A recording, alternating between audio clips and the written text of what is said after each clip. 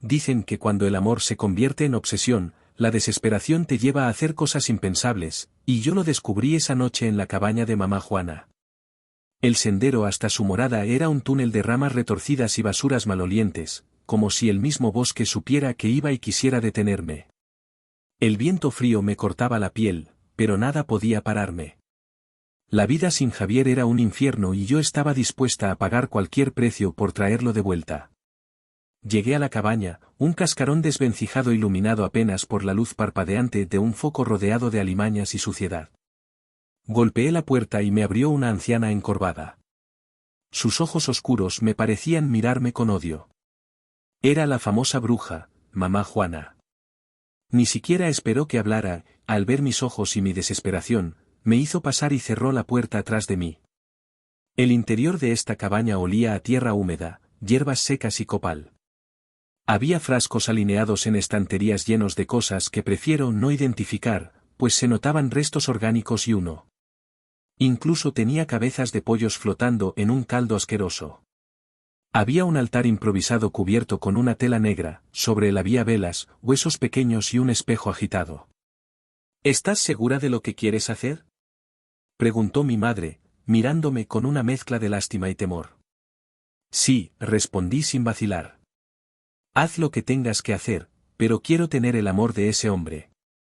Te advierto que el amor forzado no es amor verdadero.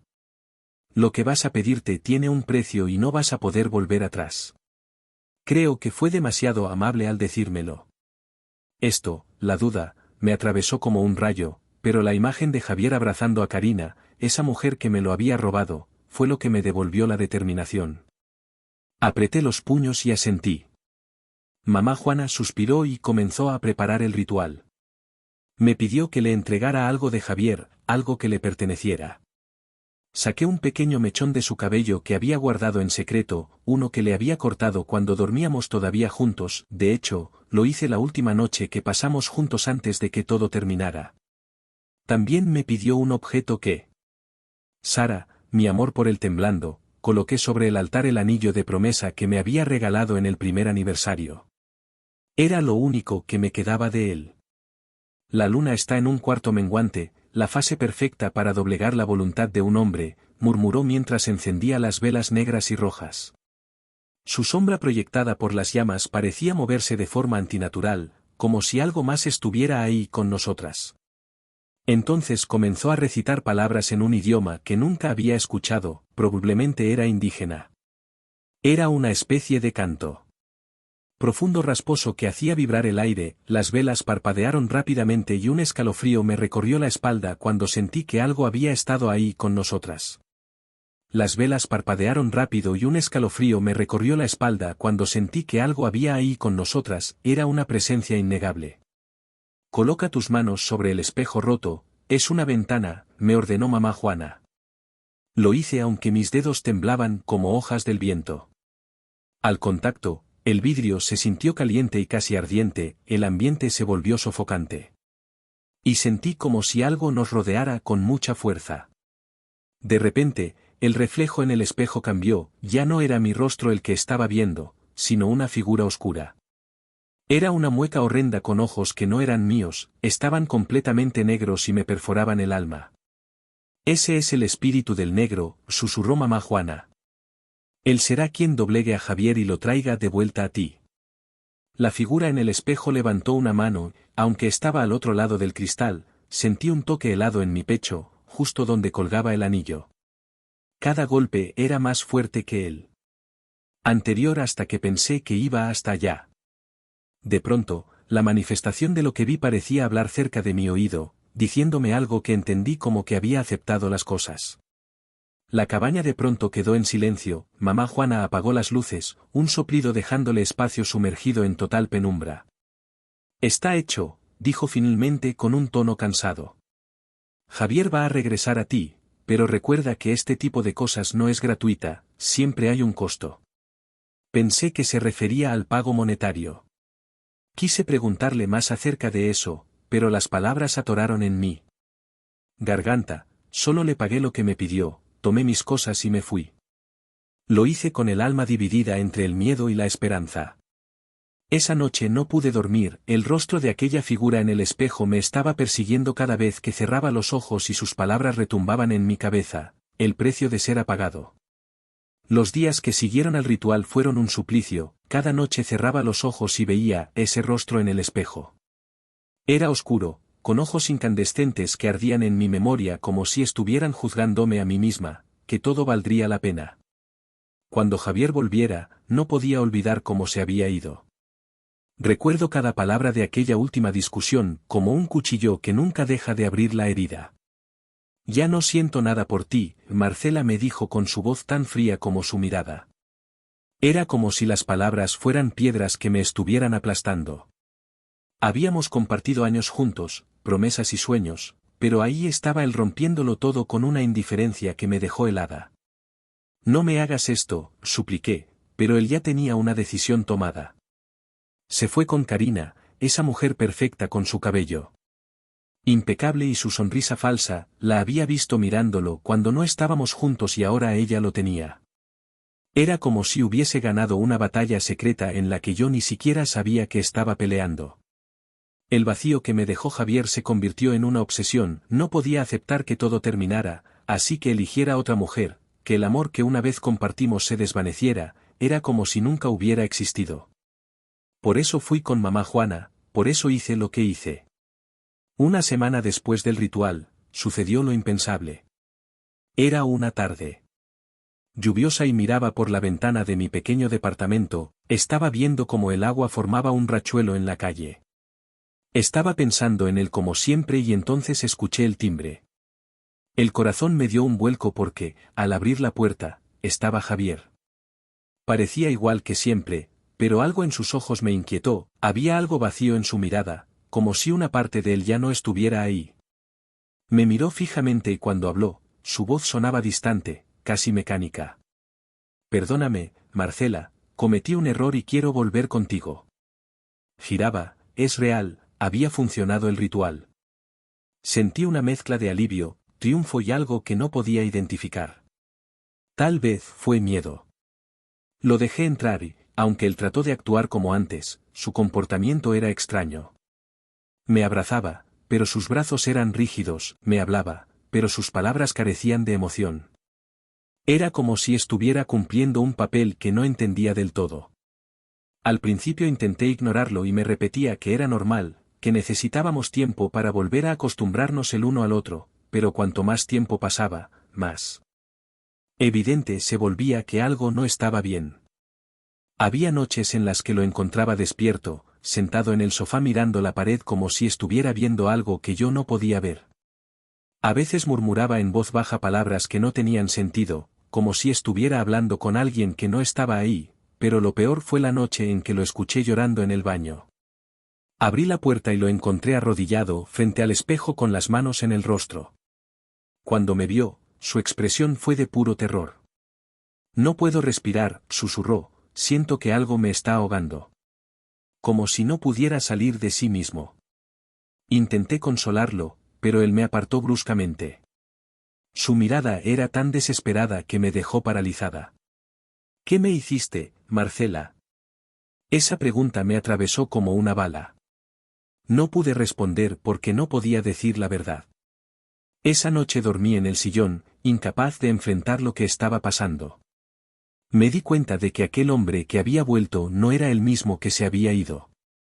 Era Javier, sí, pero también estaba ausente, sin alma, sin esa chispa que tenía cuando estábamos juntos. Algo lo estaba consumiendo, algo que yo había desatado con la brujería. Los días siguientes fueron una espiral de miedo y arrepentimiento. Javier se volvió más distante, más frío, como una sombra de sí mismo, y yo comencé a escuchar cosas por las noches. Cuando la casa estaba en silencio, escuchaba pasos en los pasillos, pesados y retumbando. Algo había, algo que parecía vigilarlo todo, y había ruidos por toda la casa, como si alguien hablara desde las paredes. Aparte, el aire se llenaba de un olor a quemado que no podía identificar. Una noche desperté de golpe. Con la sensación de que alguien estaba en mi cuarto, miré hacia la esquina y vi una figura oscura apenas visible. Supe quién era antes de poderme mover o gritar. Al ver esta entidad, no pude contener el grito que salió de mi garganta. Cuando encendí la luz, la figura ya no estaba, pero el olor a quemado todavía se mantenía. Esa fue la noche en que entendí que había cometido un error terrible, había desafiado mi propia cordura al pensar que podía ser que el hombre que me amaba de forma obsesiva volvería conmigo por medio de rituales o cosas horrendas me estaban persiguiendo y no solamente Javier estaba pagando el precio, sino yo también. Él comenzó a desmoronarse frente a mis ojos, día tras día lo veía más pálido, más ausente, como si su cuerpo estuviera aquí, pero su mente y su alma vagaran en otro mundo, atrapados en algún rincón donde yo no podía alcanzarlo. Al principio intenté justificarlo, me decía que era el estrés, que aún estaba lidiando con los restos de nuestra separación, que necesitaba tiempo, pero era una mentira que ni siquiera yo podía creerme. Lo peor llegó una noche cuando desperté sobresaltada por un ruido en la sala. Javier no estaba en la cama, me levanté con el corazón latiendo en las sienes y lo encontré en medio del cuarto, inmóvil, mirando por la ventana. Javier murmuraba, se estaban moviendo, pero no emitía sonido. Su mirada estaba fija en algo fuera que yo no podía ver. Javier, grité, sacudiéndolo por los brazos. De repente, giró a mí con una velocidad inhumana, sus ojos completamente negros y la boca la tenía abierta, de donde salían gusanos negros. Me soltó un grito que no parecía suyo. Terminé tropezando hacia atrás y caía al suelo.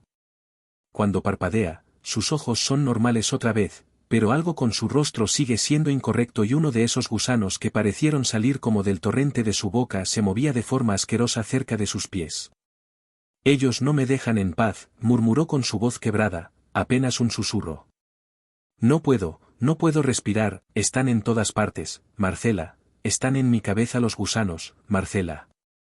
Lo siento, mi cabeza, esa noche no pude dormir.